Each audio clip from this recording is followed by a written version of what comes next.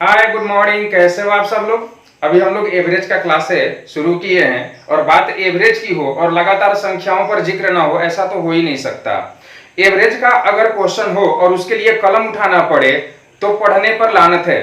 सीधी सी बात है कि एवरेज के क्वेश्चन देख करके अगर आप आंसर नहीं दे पा रहे हैं, इसका मतलब ये कहीं ना कहीं पढ़ाई में आपकी कमी है। आज मैं उसी ट्रिक्स और उसी कंसेप्ट की बात करने जा रहा हूं जहां लगातार किसी भी प्राकृत संख्या हो या सम संख्या हो या विषम संख्या हो, कोई भी धनात्मक या ऋणात्मक संख्या हो, लगातार संख्या हो, और वहां पर जब आपके क्वेश्चन आते हैं एवरेज से रिलेटेड तो उसको बिना पेन उठाए किस प्रकार से आप हल कर सकते हो, आज हम लोग उसी पर बात करने जा रहे हैं। तो तैयार हो आप सभी? तो तैयार हो तो चलो शुरू करते हैं।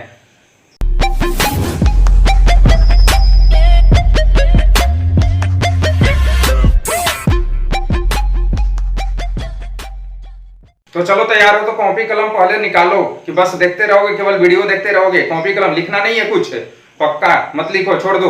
अच्छा यह बताओ कि लगातार संख्या का मतलब क्या हुआ। लगातार संख्या यानी कि चाहे हम 1 से शुरू करें या 50 से शुरू करें, लेकिन उसके बाद लगातार संख्या आनी चाहिए।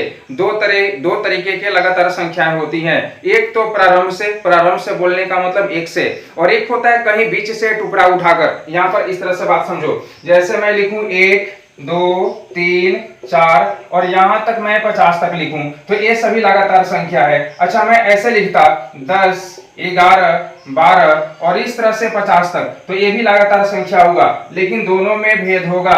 यहां पे अगर बोला गया तो 1 से शुरू किया गया और यहां से 10 से शुरू किया गया, यानी कि यहां पे हम कह सकते हैं कि यह जो है ये प्रथम है 50 से प्राकृत संख्या हुआ, इसको ऐसा कह सकते हैं। यानी कि प्रथम 50 प्राकृत संख्या कहने का मतलब क्या हुआ, 1 से लेकर के 50 तक की सभी संख्याएं वहां पे शामिल हैं। लेकिन अगर यहां से बोला जाए कि 10 से लेकर के 50 तक की सभी संख्याएं, तो यह प्रथम 50 प्राकृत संख्या नहीं कहा जा सकता। 10 से 50 तक तो 50 संख्या होगा भी नहीं, क्योंकि 1 से लेकर 9 तक की तो संख्या छट गई ना, यानी 50 में से 9 संख्या तो निकल गई, तो सिर्फ 41 संख्या बचेगी। 10 11 12 13 14 15 16 17 18 19 20 21 22 50 तक अगर जाएंगे तो कितना, तो मात्र 41 संख्या मिलेगा, 9 संख्या तो छूट गया 1 से लेकर 9 तक। तो अभी यहाँ पे दो तरीके, ये भी लगातार संख्या होगा, ये भी लगातार संख्या होगा, और दोनों के एवरेज निकालते समय आपको थोड़ा सावधानी बरतना पड़ेगा। अगर 1 से लेकर के अगर शुरू हो रहा हो और 50 तक गया हो तो वहां पर आप बीच वाला पद आसानी से निकाल सकते हो। यहाँ पर 1 से लेकर 50 तक की अगर संख्या है, अगर मैं पूछूं कि 1 से लेकर 50 तक की सभी संख्याओं का औसत क्या होगा, तो बोलोगे बीच वाला। तो बीच वाला कौन सा, तो 25 दाया गया 25 बाया गया, तो बीच में क्या बचेगा, तो 25.5। बात समझ में आ रही है?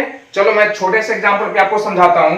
मैं अभी 1 से लेकर 50 तक नहीं, 1 से लेकर के मैं बोलता यहां पर चलो 10 तक मुझे बताओ, तो 1 से लेकर के 10 तक की संख्याओं का औसत निकालना है, तो आप क्या लिखोगे, 1 2 3 4 5 6 7 8 9 और 10 ये संख्या होगा।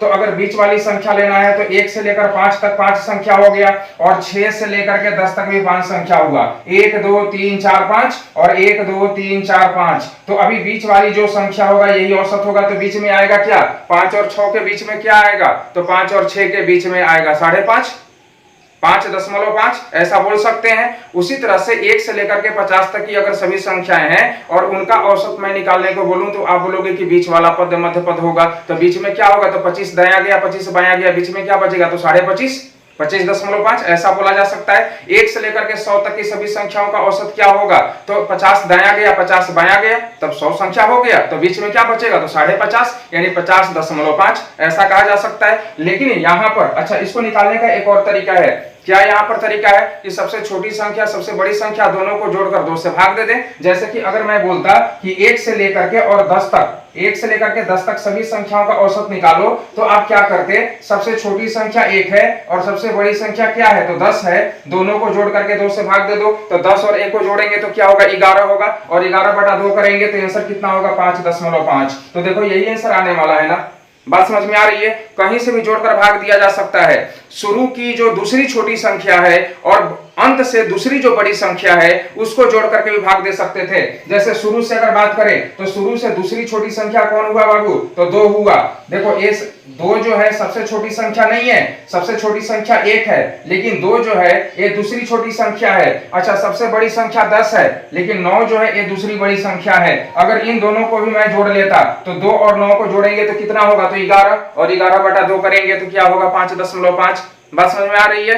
तो यहां हम किसी भी तरीके से निकाल सकते हैं, लेकिन मैं आज बात कर रहा हूं कि बिना पेन उठाए किस प्रकार से आप हल कर सकते हो। तो अगर 1 से लेकर के 10 तक सभी संख्याओं का अगर औसत पूछा जाए तो बीच वाली संख्या का मतलब क्या हुआ कि 5 संख्या दाएं 5 संख्या बाएं और बीच में बचेगा तो क्या बचेगा, 5.5 बोला जा सकता है, बना सकते हो। तो ये तो बात हुआ कि 1 से शुरू हुआ तब, लेकिन अगर यहीं पर मैं बोलता जैसे कि 10 से लेकर 50 तक था, इसको थोड़ा सा मैं छोटा कर देता हूं समझाने के लिए, रुको इरेज करने दो पहले। तो अभी तक माथा में क्या गया बाबू, अभी तक आप यह समझे कि 1 2 3 4 5 6 7 8 9 और 10, अगर ये सभी संख्याएं अगर हैं तो लगातार ये सभी 10 संख्याएं हैं, इनका औसत अगर बोला जाए तो यहां से हम कहेंगे कि 1 से लेकर के 5 तक 5 संख्या, 6 से लेकर के 10 तक 5 संख्या और बीच वाली संख्या होगा 5.5।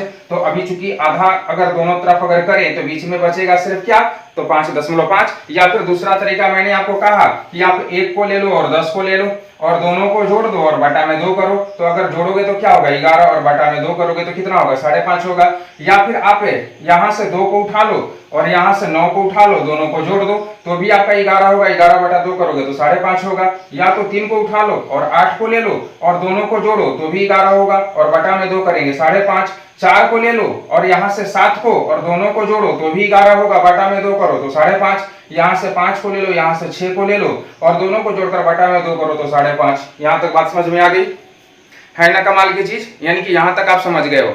लेकिन अगर मैं आपको कहता कि हमें ये काम नहीं करने हैं, हमें बस करना क्या है कि हमें 1 से लेकर के 10 तक की संख्याओं को बिल्कुल भी नहीं लेना है, हमें लेना है 4 5 6 7 8 9 और 10, सिर्फ इतनी संख्या लेनी है। तो इसको लगातार संख्या बोलेंगे कि नहीं बोलेंगे, बोलेंगे ना, ये भी लगातार संख्या है, लेकिन अब शुरू से नहीं लिखा गया है। तो अब इसका औसत क्या होगा, तो क्या यहाँ पे कोई नई बात हो जाएगी, बिल्कुल नई बात नहीं होगी। यहाँ भी देखो अभी 3 अंक इधर और 3 अंक इधर अगर ले लें तो बीच वाली संख्या कौन सी है, तो 7 है, तो यही अपना एवरेज होगा, यही औसत होगा। औसत हमेशा याद रखना, लगातार संख्या हो तो औसत हमेशा हमेशा हमेशा क्या होगा, तो मध्य पद होगा। याद रख लो दिमाग में। चलो मैं नोट करवा देता हूं, अभी अगर लिखना चाहो तो लिख लो, मैं बोल रहा हूं आप नोट करो, मैं बोल रहा हूं आप नोट करो। किसी भी लगातार संख्या का औसत हमेशा मध्य पद होता है, हमेशा बीच वाली संख्या होती है, लिख लोगे, चलो ठीक है। तो अभी यहां से भी आप देख सकते थे, यहां से सबसे छोटी संख्या 4 है और यहां सबसे बड़ी संख्या 10 है, दोनों को जोड़कर बटा में 2 करो तो 10 और 4 14 और बटा में 2 करेंगे तो क्या होगा, 7 होगा।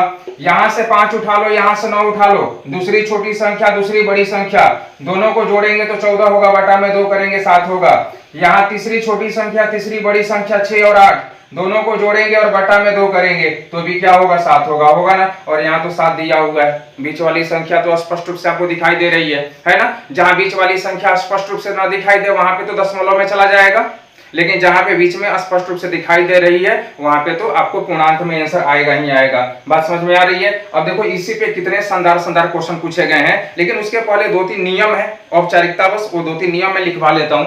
जब तक बोर्ड पर कुछ हम लोग लिखे नहीं तब तक आपको लगेगा कि कुछ पढ़ाई हुआ नहीं है, फिर मजा नहीं आएगा। बिल्कुल पैसा वसूल पढ़ाई होनी चाहिए, है ना। जो डाटा खर्च कर रहे हो, नेट का डाटा पैसा लगा है ना, वसूल हो जाना चाहिए। तो चलो, अगर आपको यह बोला जाए कि प्रथम n प्राकृत संख्या का औसत बराबर क्या होगा, तो n + 1/2। यहाँ प्रथम शब्द लगा हुआ रहना चाहिए। प्रथम n प्राकृत संख्या का औसत क्या होगा, तो n + 1/2। अगर आपसे बोला जाए कि प्रथम n सम संख्या का औसत क्या होगा, तो बोलना सिर्फ n + 1। अगर इवन होगा तो सम संख्या समझते हो ना, इवन नंबर। अगर आपसे बोला जाए कि प्रथम है n विषम संख्या का औसत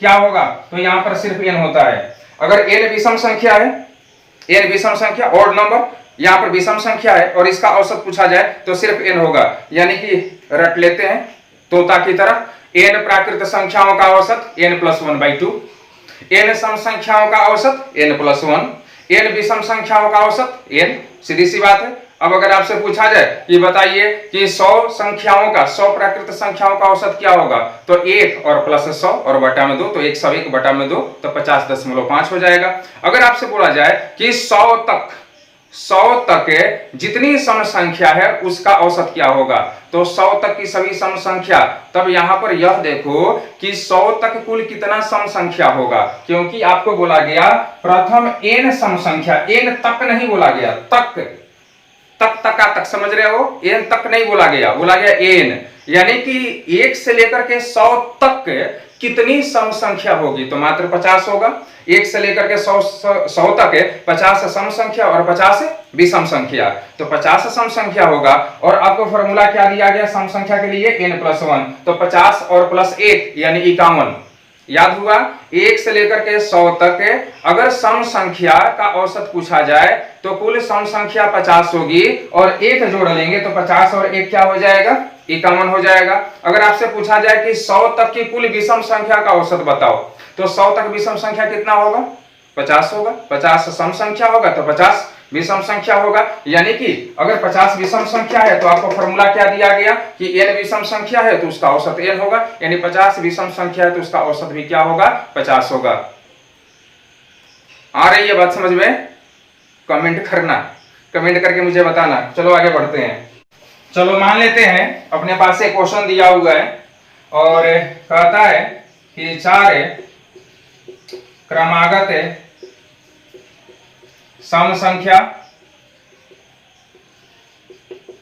का औसत 15 है, तो सबसे बड़ी संख्या ज्ञात करें। एग्जाम का पूछा हुआ क्वेश्चन है बाबू। 4 क्रमागत सम संख्या है। अब ऐसा नहीं समझ लेना कि शुरू से है, ऐसा नहीं बोला गया, 4 क्रमागत। अब ये बात समझ में आ गई है ना कि क्रमागत दोनों तरह के हो सकते हैं, या तो शुरू से भी हो सकता है या फिर बीच में से कहीं से भी लिया जा सकता है। दोनों क्रमागत ही बोलेंगे, दोनों को लगातार ही बोलेंगे। तो अभी बोला गया 4 क्रमागत सम संख्या है और उनका औसत क्या दिया हुआ है, तो 15 दिया हुआ है। अब आपसे पूछा गया तो सबसे बड़ी संख्या ज्ञात करें, सबसे बड़ा संख्या क्या होगा। अभी देखो मैंने आपको समझाया था कि अगर क्रमागत अगर कोई संख्या दिया हुआ है तो औसत हमेशा बीच वाली संख्या होगा। यानी कि अगर मान लेते हैं कि हमारे पास यहाँ पे ये चारों संख्या है, ये 4 लड्डू नहीं है, चारों के चारों क्या है, ये संख्या है, और ये सभी क्या है, तो सम संख्या है। सम संख्या दिया हुआ था ना, बोला गया था सम संख्या है, इवन नंबर है। तो अभी इसका औसत क्या होगा, तो बीच वाली संख्या। और औसत कितना दिया है, तो 15 दिया हुआ, दिया है, औसत है ना 15, तो बीच वाली संख्या है। तो अब चूंकि 15 तो ऑड नंबर है, तो ऑड नंबर तो रहेगा ना, बीच में दो सम संख्याओं के बीच में एक विषम संख्या आएगी कि नहीं आएगी, कहीं चली जाएगी टहलने के लिए, नहीं जाएगी ना, बिल्कुल वहीं पर रहेगी। तो अभी यहाँ पे देखो 15 के बाद अगर देखें तो 16, और 16 के बाद अगर लिखेंगे तो 17 बीच में लिखना पड़ेगा, और यहाँ पर क्या लिखना पड़ेगा, 18। अगर पहले जरूरत नहीं है लेकिन पहले जान लो, अगर इसके पहले अगर आते तो हमें क्या लिखना होता, 14, बीच में लिखते तो 13 लिखते, और यहाँ लिखते तो 12। तो हमें तो केवल सम संख्या लिखना है, यानी 12, 12 के बाद 14, 14 के बाद 16 और 16 के बाद 18। तो सबसे बड़ी संख्या कौन होगा, अब बताओ। आपके पास जो संख्या मिला वह 12, 14, 16, 18, यही ना 4 क्रमागत सम संख्या हुआ। तो अभी आपसे क्या पूछा गया था, तो सबसे बड़ी संख्या बताओ। तो सबसे बड़ी संख्या कितना होगा, 18 होगा। क्यों जी, कोई दिक्कत है? अब आप मुझको बताओ कि क्या इसमें मैंने कोई ट्रिक दिया है, सिर्फ कंसेप्ट है, कोई शॉर्टकट ट्रिक नहीं, कोई तूफानी नहीं, आएंगे तीर चलाएंगे लग जाएगा, पंछी गिर जाएगा, उड़ता हुआ पंछी गिर जाएगा, ऐसा कोई ट्रिक नहीं है, सीधा कंसेप्ट है। और कंसेप्ट तो ऐसा ब्रह्मास्त्र होता है ना कि जहां लग जाए ना उड़ा के रख देगा। कहां जाएगा, चीन आक्रमण करेगा, अरे भारतवंशी हम लोग। चलो अगर मान लेते हैं, लेकिन कुछ लोगों का है ना पेट में गुड़गुड़ होते रहता है, एक ट्रिक मिल जाता है ना मजा आ जाता है, तो चलो ट्रिक ले लो, ट्रिक ले लो। यहाँ पे अगर क्वेश्चन मिटा रहे हैं, यहाँ पर क्या बोला गया था कि अभी 4 सम संख्या है और इनका औसत दिया है 15। ट्रिक चाहिए ना, ले लो बाबा। क्या दिया है औसत? 15 दिया है। अभी कितना बोला गया, कितना संख्या? 4 संख्या। कितना संख्या? 4। जितना हो ना उसमें से एक कम कर लो, जितना हो उतना एक कम कर लो, तो बचेगा कितना? 3। अगर इसमें 3 जोड़ लोगे तो सबसे बड़ी संख्या मिलेगा और 3 घटा लोगे तो सबसे छोटी संख्या मिलेगा। ये ट्रिक होगा, इसको ट्रिक बोलेंगे। अभी 15 और प्लस 3 करेंगे तो क्या होगा? 18, और 15 में से 3 घटाएंगे तो क्या होगा? 12। बात समझ में आ रही है? यानी कि आपकी जो सबसे छोटी संख्या है 12, देखो है ना 12, और सबसे बड़ी संख्या कौन है? 18। ये सबसे बड़ी संख्या है कि नहीं है? तो अभी आपको एक क्लास अच्छे से समझ में आ रहा है। देखो अभी तो बहुत कुछ पढ़ाना है, लेकिन पढ़ाएंगे ऐसे नहीं, जब तक 150 कमेंट आपका नहीं आया कि नहीं ये क्लास आपको करना है। अभी मैं वीडियो को भी रोक रहा हूं, जी हाँ, अभी पढ़ाना तो बहुत कुछ है, मैंने बस इंट्रो दिया है। अगर आपको लगता है कि सच में ये टॉपिक आपको पढ़ना है तो कमेंट बॉक्स पूरा भरो, लाइक और कमेंट जब तक इस पर नहीं आएगा ना, ये टॉपिक यहीं पर गया। ठीक है, मिलते हैं। कमेंट वगैरह आएगा तो फिर इसको मैं आगे लेकर चलूंगा। इसमें तो ऐसे ऐसे ब्रह्मास्त्र है ना, एग्जाम तो धुआं धुआं उड़ेगा। चलो ठीक है, कमेंट वगैरह अगर तुम्हारा आता है बाबा तो मिलते हैं अगले क्लास में। तब तक राम राम जी।